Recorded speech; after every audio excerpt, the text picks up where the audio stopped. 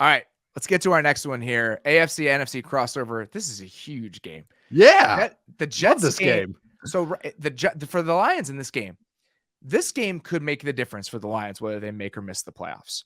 So a 17 point. I'm not sure where the Lions sit right now with their current playoff odds, but if they win, it goes up 17 percentage points. So they're somewhere in the realm of like 20-ish% right now. And so they're at 36 right now, Beller. Okay, they're at 36% right now. If they win, we're going to 53% for the Lions. Wow. So if they win this game, they have better than half. They've better than 50% odds to make the playoffs if they win this game. For the Jets, I don't know where the Jets are right now, but theirs drops about 10 percentage points. If it goes up 10 if they win, drops 11 if they lose. So that's a huge swing also. So the Jets are in their mid-40s right now.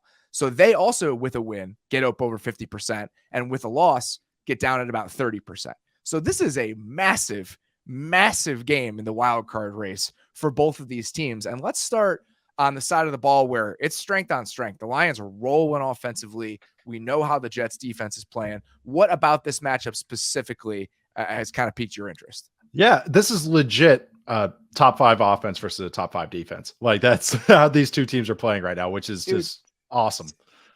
What? I'm trying to look at the number here. It's in my notes somewhere. Over the past 4 weeks, Jared Goff leads the NFL in EPA per dropback. The Lions are the most efficient passing offense in the NFL over the past month. Yeah. It's crazy. Since their bye week, I think it's even top 3. I think it's like him, Mahomes, and like, Tua or something like that, and Josh Allen, something crazy. No, it's been actually, that's the thing is going first quarter of the year, the Lions were just running on everybody. Like DeAndre Swift was averaging like 8 yards a pop, like something just ridiculous until he got hurt. And now they just have, since their bye week, have shifted into this kind of nice balanced offense. I mean, it helps when the receivers are getting back healthy. The schematic thing I'm really interested in is Quinnen Williams is banged up and might miss this game or be on limited snaps. So that's what I'm very interested in seeing, and why I'm interested in seeing this is I messaged you and Beller. I was pretty excited when I found this stat. Okay. So I've talked about how the Jets defense on first and second down, when they are in base, they match, just like we talked about in the last segment, they match base to base and sub to sub. So if you're in 11 personnel, they trot out nickel. If I put out 12 personnel or 21 personnel with a fullback or tight ends, they match with base with 3 linebackers. They have Quan Alexander on the field. Why that matters is first and second down, the Jets are the second best defense out of sub. They just drop below the 49ers. There are so many metrics, by the way. You brought this up about just tendencies on the pre-show. Even the process, but also the results. That's the really Jets funny. And 49ers are next to each other in like everything. It's actually the one that I pointed out earlier today is the percentage of defensive snaps where they have 6 or fewer guys in the box is the exact same. It's the exact same. Their rush defense advanced numbers are almost the exact same. Everything. And that's a plan well executed on the Jets side, by the way. That's what they wanted, and that's what they've gotten. There's just a bunch of banshees on defense. It's a great formula. But I mean, all right, so they're the second best defense out of sub on first and second down, and they match when you're in 11 personnel. But the Lions play 40% on first and second down of 11, 21, so pro personnel, or heavy or jumbo. 40% of their first and second down snaps. So interesting. Just doing some math. Okay, that's probably about 40% of the snaps we might see on Sunday will be with the Jets in base. Okay, when they're just normally in base with Quinnen Williams healthy, Jets are about league average as a defense with 3 linebackers on the field. Quinnen Williams is off the field and they're in base. I know this sounds niche, but it's 90 snaps. We have a sample size. That's decent amount of sample size here. They are the worst defense in the NFL by EPA per play. And I assume that's because in those spots, your sub pass rushing packages are not on the field. So you don't have John Franklin Myers as a 3 technique. Bryce Huff is off the field. Yep. So you're going to get a lot less juice up front than you are in nickel when he's on the field. Would you watch Quinnen Williams? That's the thing is he's been a 3-down player, but he is a monster on first and second down. That he knows when you're like, he has a great feel for play action. He might know calls like kind of how Aaron Donald does, where he's just, oh, you're reaching to me. I'm shooting this gap and all that, but that's a whole side story. But they're the worst defense in the NFL when Quinnen Williams is not on the field and they're base. They're tied with the Chargers, which is not where you want to be. They're 30th in success rate and 28th in rush success rate. who likes to run the ball and be in heavy personnels on first and second down? The Lions. So it's like that is just one schematic advantage I think the Lions do have, because I do think this is strength on strength. This Lions offense and this Jets defense are legit top 5.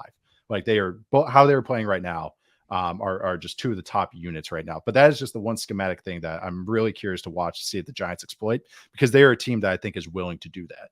And that's a really interesting point. Going back and digging into some of the numbers about the Lions offense, I was a little bit surprised, and even going back to rewatch that game last week, because in my mind, maybe it's because of how well they were running the ball early in the season, and I just think of all that beef up front and what their offensive line is built like. Yeah. I think about them as this heavy personnel play action team. Like that's how I characterize them in my mind. Like the Browns from the last couple of years. Yes. Right. And so overall, their play action numbers are, he's like 28% of dropbacks or something like that. It's not middle, extreme. Right? It's fine in the middle. And their personnel usage is in the middle. This team still uses 11 personnel on about 2/3 of their plays. It's right in the middle of the pack, not high, not low. They're balanced. And why I think that, yes, and why I think that's so interesting is that a lot of the chunks that they're getting in the passing game, some of them are off big play action shots. You think about the big posts that Mays and Williams hit last week, and they do a decent amount of that in breaking routes, similar to the stuff that we saw Goff thrive with when he was with the Rams. But what they're so good at is just manipulating and attacking zone coverages, even outside of play action. Yeah. The DJ Chark touchdown from last week, I think, comes against quarters. And the ways that they are designing route concepts is they're putting guys on islands in zone. Yes. And that's exactly what they did on that DJ Chark touchdown. There was another big completion to Josh Reynolds in that game where he's just playing with the quarters corner because it plays out like man coverage because of the way that the play is created. And then they use Amon-Ra St. Brown all the time to create conflict against zone defenders. And so this Jets team, we know what this Jets team does. You know, it's a lot of quarters. It's a lot of cover 3. It's just, they're a zone heavy team. So how the Lions can, again, kind of dig into that bag of putting zone defenders on islands and putting those guys in conflict and how you can attack this team, that's what I want to see. It looks a lot different than how you attack Cam Dantzler and 39-year-old Patrick Peterson and Cam Bynum and whoever the backup Lions or Vikings safety was last week. But I think that's the biggest thing now is that how can you create those islands again? And are you as excited about the matchup advantages you can create as you were against a team like the Vikings or a Jags team that's been one of the worst pass defenses in the league, those kinds of examples that we've seen lately?